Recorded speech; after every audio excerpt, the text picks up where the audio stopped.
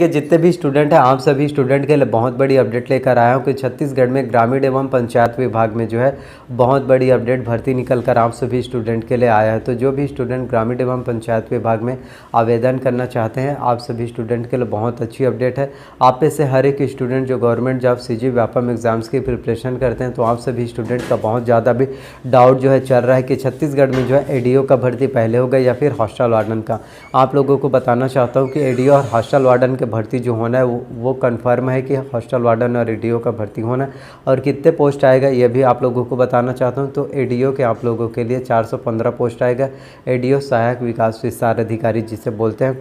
Hostel warden की बात करें तो हॉस्टल वार्डन का आपका जो है 390 पोस्ट पर आपका जो है भर्ती होना है। और सैलरी की बात करें तो एडीओ में आपको 35,000 रुपये सैलरी जो है देखने को मिलता है।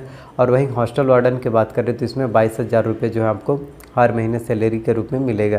तो व्यापम में जो है दोनों ही सबसे बड़ा पोस्ट है। एडीओ का भर्ती भी व्यापम के द्वारा लिया जाएगा, हॉस्टल वार्डन का भी जो वैकेंसी है व्यापम के द्वारा होगा। अब आप में से हर एक स्टूडेंट सोच रहे हैं कि किस तरह से हम जो है एग्ज़ाम की प्रिपरेशन करें ताकि हम हॉस्टल वार्डन और एडीओ दोनों का तैयारी हमसे हो सके और हम एग्ज़ाम में बहुत अच्छे से परफॉर्मेंस कर सके और कितना कट ऑफ जो है जाएगा, कितने नंबर लाने पर हमारा सिलेक्शन हो जाएगा।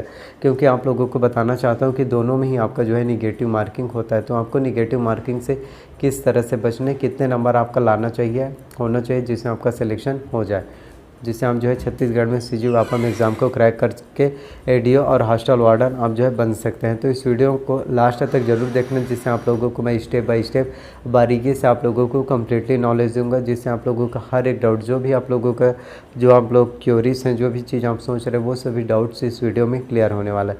तो आप लोगों को बताना चाहता हूँ कि आप जो है एडीओ और हॉस्टल वार्डन दोनों की एग्ज़ाम की प्रिपरेशन आप एक साथ कर सकते हैं। किस तरह से कर सकते हैं तो आप लोगों को बताना चाहता हूँ कि एडीओ का जो भर्ती होता है उसमें जो है आपके एग्ज़ाम्स में ना ही मैथ्स से, ना ही रीजनिंग से और ना ही इंग्लिश, तीनों से ही आपके एग्ज़ाम में जो है क्वेश्चन नहीं पूछे जाते। इस बात को समझिए। ना ही गणित आएगा, ना ही तार्किक वस्तुनिष्ठ अंगणित और ना ही आपके अंग्रेजी से, ग्रामर से आपके एग्ज़ाम में क्वेश्चन पूछे जाएंगे।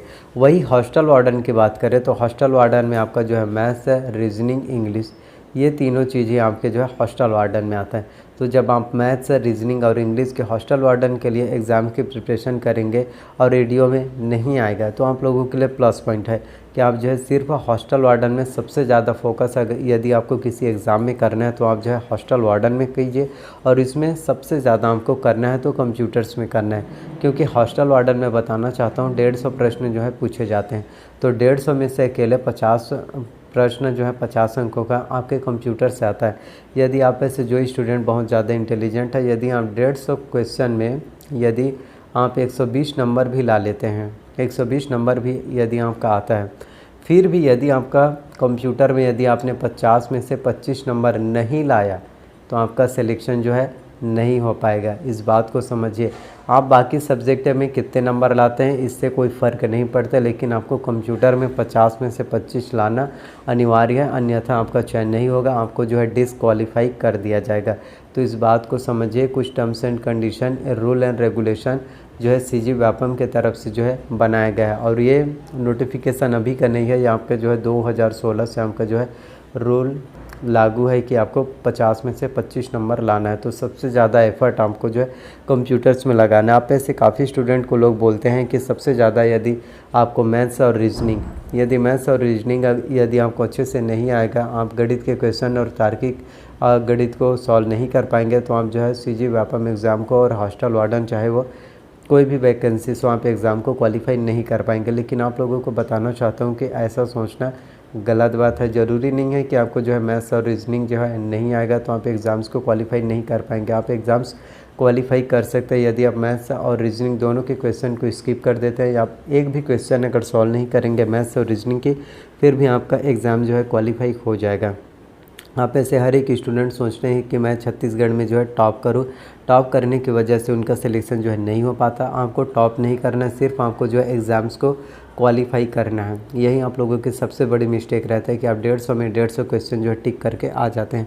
आप ऐसे कई स्टूडेंट होते हैं जो फर्स्ट बार जो है इसके लिए फॉर्म फिलअप करते हैं और वो सोचते हैं कि वो क्या करते हैं, वो एग्ज़ाम्स की तैयारी नहीं करते हैं और ना वो सिर्फ 2-4 लोगों के लिए थोड़ा अपना प्राउड फील कराने के लिए, थोड़ा गर्व महसूस करने के लिए सिर्फ फॉर्म फिलअप करते हैं और एग्ज़ाम में जाकर बैठ जाते हैं और वो सोचते हैं कि इस बार मैं एग्ज़ाम देने जा रहा हूँ, सिर्फ क्वेश्चन पेपर किस तरह से आता है ये देखने के लिए एग्ज़ाम देने जा रहा हूँ। जब वो एग्ज़ाम देकर वापस लौटते हैं तो वो बोलते हैं कि काश अगर मैंने 2 घंटे हर दिन अगर अच्छे से प्रिपरेशन कर लिया होता तो आज मैं हॉस्टल वार्डन और रेडियो अधिकारी बन गया होता।